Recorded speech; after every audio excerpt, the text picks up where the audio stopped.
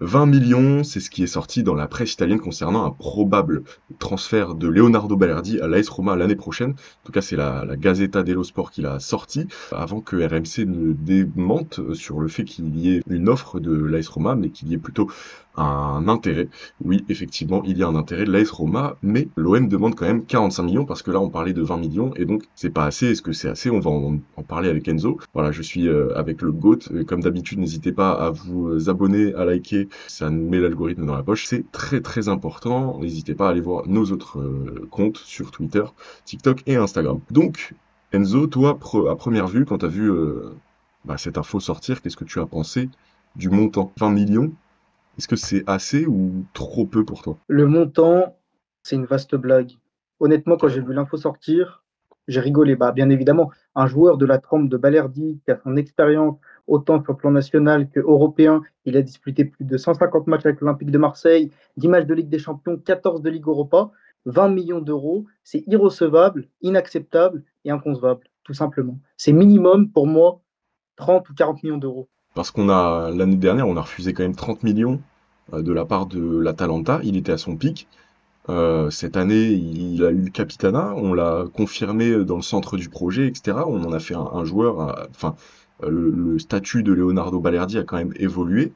Aujourd'hui, est-ce que tu penses pas qu'on pourrait aller au-delà des 30 millions de par son nouveau statut, le fait effectivement, son nombre de matchs européens est pas mal, et voilà. Après cette année, il est un peu mal accompagné, donc il a pas non plus énormément de faire valoir à ce niveau-là, enfin en défense. L'Olympique de Marseille est à 4 clean sheets cette saison, ce qui est relativement peu, mais bon, hein, ça concerne plus la défense. Globalement, puisqu'il a encore montré cette année qu'il avait un profil plutôt complet. Donc ouais, toi tu demanderais, est-ce que tu voudrais qu'on atteigne 45 millions? Est-ce que pour toi l'OM devrait demander ces 45 millions justement, comme évoqué par RMC? Bien évidemment, l'OM doit se faire respecter sur le marché des transferts une bonne fois pour toutes et devrait au minimum demander 40 millions d'euros pour un joueur de la trempe de Balerdi. Parce que comme tu l'as souligné, certes, au début de saison, tu sentais que le poids du Capitana était un petit peu lourd à porter pour lui, mais après, certes, 4 clean sheets, mais c'est indépendamment de sa volonté, c'est à la défense qui est quand même très faible et très friable pardon, cette saison à l'OM. Mais au bout d'un moment, oui, l'OM doit se faire respecter en Europe. La grande institution qu'est l'Olympique de Marseille se doit de promouvoir au maximum son élément clé en défense centrale. Parce que, encore une fois, je veux bien que l'OM ne sache pas vendre, mais tout de même, si, admettons, Balerdi évoluerait à Monaco ou à l'OL, ce serait au minimum 40 millions d'euros. C'est peu de le dire, parce que Disasi ou Badiachil, Bah, bien part comme évidemment. des Puis disparus. même quand tu regardes, même par exemple, c'est exactement ça, Tino, comme on l'évoquait avant la vidéo. Regarde même par exemple un Kevin Danso qui part à Tottenham, il a le même âge que Balerdi, il me semble, pour 25 millions d'euros. Qu'est-ce que Balerdi a de moins qu'un Kevin Danso à l'heure actuelle? Rien, bien au contraire, il est largement supérieur. Donc l'OM ne doit en aucun cas céder pour une offre misérable de 20 millions d'euros pour Balerdi. En plus, 20. C'est juste inaudible. T'as raison, en plus 25 millions d'euros, on l'a vu un peu avant de préparer cette émission, c'est quand même en provenance de Lens, qui a dû se séparer Oui, par raison économique pure, de ses défenseurs. On pense à Danso, mais aussi à Kuzanov, incomparable évidemment, car pas le même âge et pas la même destination. Mais pour Danso, 25 millions, qui est un joueur qui commençait un peu à devenir qui se fondait un peu dans la masse de cet effectif qui effectivement n'allait pas forcément bien.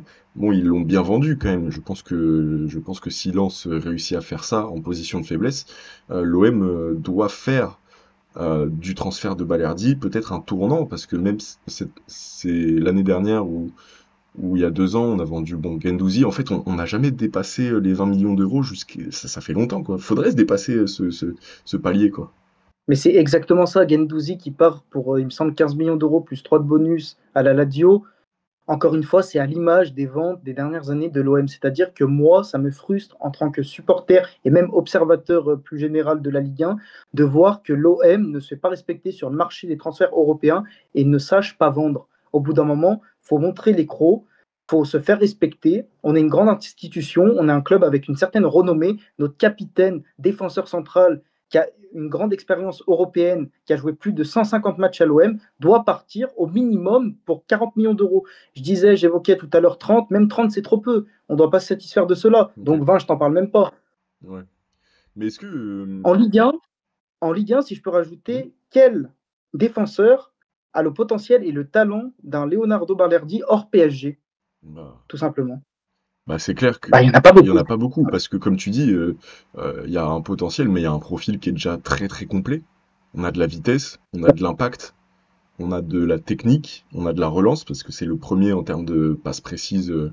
Bon, après, ça, c'est une stat à mettre en perspective avec le fait qu'on fait beaucoup tourner le ballon quand même. Mais il y a juste ce bémol de la concentration qui pourrait faire tâche. Effectivement, le Capitana l'a un peu déconcentré en début de saison alors qu'il venait de terminer la saison en beauté. Mais il est grand aussi, 1m88, donc dans les airs, profil parfait. Physiquement, il est vraiment, il a tout du défenseur central complet qui pourrait servir une grosse écurie européenne. Mais ce bémol, comme j'ai dit, de concentration qui pourrait lui manquer pour le très très haut niveau. En tout cas, Balerdi, c'est 26 ans, comme on a dit, il est là jusqu'en 2028, donc pour racheter son contrat, va falloir payer aussi. C'est là aussi où on devait se faire respecter. Mais j'ai envie de te poser une question, Enzo, c'est par rapport au fait que Ariles l'a très bien dit dans le garder ou vendre, keep or sell pour les anglophones, c'est est-ce que c'est pas toujours un joueur de niche? Est-ce que on surcote pas aussi nos joueurs? Parce que je sais qu'il y avait un débat sur Guendouzi, par exemple, qui disait, mais vous croyez, genre, c'était au sein de la communauté marseillaise, qui disait, oui, mais vous croyez quoi? Guendouzi, voilà, il commence à être, enfin, il prend de l'âge, 18 millions, pour certains, c'était bien payé, pour d'autres, dont je crois comprendre que tu fais partie, c'est peu payé pour un international français. Donc, qu'est-ce que tu en penses, toi? Est-ce qu'on surcote nos joueurs ou on n'est justement pas assez exigeant? Non, honnêtement, faut savoir être dans le juste milieu dans la vraie vie. Et Balerdi doit au minimum, encore une fois, je me répète, mais c'est tellement logique pour moi et pour beaucoup, je pense, partir pour 40 millions d'euros. Parce qu'au bout d'un moment, c'est même pas une question de surévaluer nos joueurs et notre effectif. C'est qu'un joueur de la trempe de Balerdi, comme tu l'as rappelé, son profil, il n'y en a pas 10 000 en Ligue 1 ou peut-être même actuellement en Europe. C'est-à-dire qu'il est très technique au niveau de sa qualité de relance et même de passe, c'est vraiment très propre. Il sait s'imposer dans les airs, il est grand, il a typiquement toutes les qualités pour un défenseur central moderne. Encore une fois, seul hic, la déconcentration est potentiellement une bourde de temps en temps dans les matchs. Mais non, non, on n'est aucunement trop exigeant à l'égard de Balerdi. C'est un international argentin qui a l'expérience en Europe, qui est confirmé, donc il doit partir au minimum pour 40 millions d'euros. Mais moi, je pense réellement que ce débat existe parce qu'il évolue à l'OM. Il évoluerait dans n'importe quel autre club de France, en Ligue 1 ou même en Europe, on ne se poserait même pas la question. C'est uniquement parce que l'OM ne sait pas vendre ses joueurs, tout simplement. Et ça, il faudrait que ça change. Donc peut-être que ça peut être un tremplin et justement un élément déclencheur pour enfin se faire respecter et essayer un minimum de vendre correctement nos joueurs. Mais 20 millions d'euros, on ne discute même pas. C'est inaudible, ça s'entend pas. Bah, en tout cas, je pense imaginer que ce hic de la déconcentration peut peut-être servir de... Parce que on le sait, un joueur dans une équipe, c'est un investissement, et ça peut peut-être jouer dans la table des négociations, donc d'où le chiffre sorti déjà.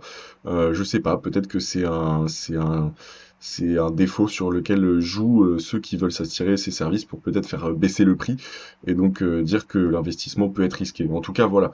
Balerdi, c'est 159 matchs déjà à l'Olympique de Marseille, qu'on l'a acheté à 8 millions d'euros en 2021, après une année de prêt en provenance de Dortmund, alors qu'il n'avait que 13 matchs en pro, donc c'était vraiment un pari.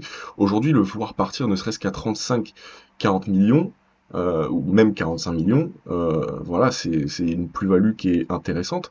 Moi, j'ai envie de te poser une autre question. Est-ce que malgré le fait qu'il y ait 45 millions sur la table, est-ce que tu vends ou tu vends pas? Ah, c'est une bonne question. Alors, 45 millions d'euros, déjà, honnêtement, je discute. Après, faut voir potentiellement qui peut le remplacer, Exactement. qui on pourrait s'offrir les services de quel joueur pour 45 millions d'euros, peut-être un joueur à fort potentiel, plus jeune, mais c'est clair qu'un joueur de l'expérience et de la trempe de Balerdi, à ce prix-là, en fait, j'ai envie de dire que c'est totalement normal sur le marché européen. Aujourd'hui, un international argentin expérimenté en Coupe d'Europe, tu le payes tout simplement ce prix-là. Mais moi, je pense que dans les négociations, il y a le fait que ce soit l'Olympique de Marseille. Et je blague même pas. C'est-à-dire que les clubs sont habitués à voir l'OM Brader un peu. brader, tout à fait, c'est le terme que je cherchais, ces joueurs. Donc ils en profitent, tout simplement. Comme à un moment donné, par exemple, lorsque le PSG proposait, ou du moins s'intéressait à un joueur, c'était surévalué, tu Mm. vois. Ouais, c'est clair. Là, mais après, 45 millions d'euros, il y a matière à débattre, honnêtement. Bah, Potentiellement, 45 millions d'euros, c'est quand même une belle somme. Mais en dessous, non. mais en plus, comme on a dit, c'est un profil complet. 45 millions, ça peut nous aider à aller chercher un profil complet aussi pour le remplacer. Alors, qui il y a sur le marché, je ne sais pas. Si Macan, qui est en Arabie Saoudite, voilà, on sait les attaches à Marseille. On a parlé de Wesley Fofana aussi, qui était revenu. On a Laporte. Qu'est-ce que tu penses de ces noms qui sont un peu sortis dans la presse? Est-ce que c'est Est-ce que c'est mieux? C'est un peu ça sonne mieux que Balerdi en tout cas. Même si Balerdi, on y est très attaché de par sa personnalité, etc. Footballistiquement parlant, est-ce que ces trois joueurs ne seraient pas, à part Laporte qui est un peu plus âgé, ne seraient pas de valeur un peu plus sûre que Leonardo Balerdi? Mais en même temps, je me rends compte qu'en posant la question, Balerdi s'est très peu blessé chez nous, alors que Wesley Fofana, c'est pas une garantie énorme au niveau des blessures. Et derrière, t'as Simakan qui n'a pas végété en Arabie Saoudite, mais qui joue dans un championnat de plus faible niveau. Donc finalement, les opportunités sur le marché pour le remplacer, va falloir s'y pencher sérieusement si on le vend. Mais bien évidemment, mais tu vois, j'allais dire comme toi, Tino, en fait, moi j'ai un problème, c'est-à-dire que c'est valable autant pour Simakan que pour Aymeric Laporte, même s'il a performé avec l'Espagne à l'Euro, il n'y a pas de problème. Mais j'ai vraiment du mal à reprendre des joueurs qui sont partis en provenance de l'Arabie Saoudite. C'est-à-dire pour moi, certes, c'est un championnat avec des noms, mais pas potentiellement des grands joueurs. Et lorsque tu pars en Arabie Saoudite, c'est plutôt parce que tu es en fin de cycle ou pour l'argent. Mais derrière, revenir dans un championnat européen compétitif, ça peut être compliqué. Donc, je suis jamais un grand fan de ces pistes-là. Et le problème pour Wesley Fofana, comme tu l'as souligné, c'est les blessures. C'est que c'est un joueur qui est pas fiable. Moi, le premier à ses débuts à Saint-Etienne, j'étais clairement fan numéro un de ce joueur. Un profil à la Saliba, très très technique, à l'aise balle au pied, qui est extrêmement propre dans ses relances. Mais le souci, c'est que c'est un joueur extrêmement fragile. Donc aujourd'hui, relancer Wesley Fofana serait un pari. Alors que Balerdi, tu as potentiellement 7 justement valeurs sûres en fait. Est-ce que on a parlé de Simakan, on a parlé de Fofana et on a parlé de Laporte. Il y a un autre nom qui était sorti dans la presse cet hiver, c'était Jean-Claire Todibo à West Ham. Je ne sais pas trop comment ça se passe pour lui en ce moment. Qu'est-ce que tu en penses de Jean-Claire Todibo? Est-ce que, pareil, parce qu'à mon avis, pour 40 millions, on peut s'attacher ses services, un peu plus peut-être, vu que c'est en provenance de Villa. Un profil comme Todibo, qui est déjà un peu plus fiable, qu'est-ce que t'en penses pour remplacer Balerdi? Oui, après, Jean-Claire Todibo, c'est clair que c'est un profil fiable, qui a évolué dans les gros championnats. Mais Jean-Claire Todibo, moi personnellement, après de le voir évoluer à l'OM, pourquoi pas. Mais j'ai jamais été un fan numéro un du joueur. Même quand il était à Nice, j'étais pas forcément fan du profil. Après, faudrait voir. Mais en tout cas, même par rapport à ces noms, au final, peut-être conserver Balerdi, ce serait pas non plus inaudible ou inconcevable. Tu vois. Pour finir exactement, pour conclure la vidéo, laissons-le où il est, Voilà, finalement. exactement. Laissez-nous notre Leonardo Balerdi national. Bah ouais, en plus, c'est clairement, je pense que c'est un des joueurs qui a le plus de capital sympathie au niveau de la communauté marseillaise en ce moment. Je sais pas ce que t'en penses.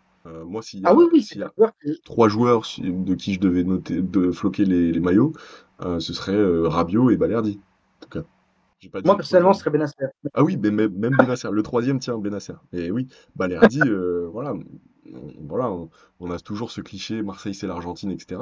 Mais lui, il l'a un peu cultivé et je vais dire un gros mot, la Grinta.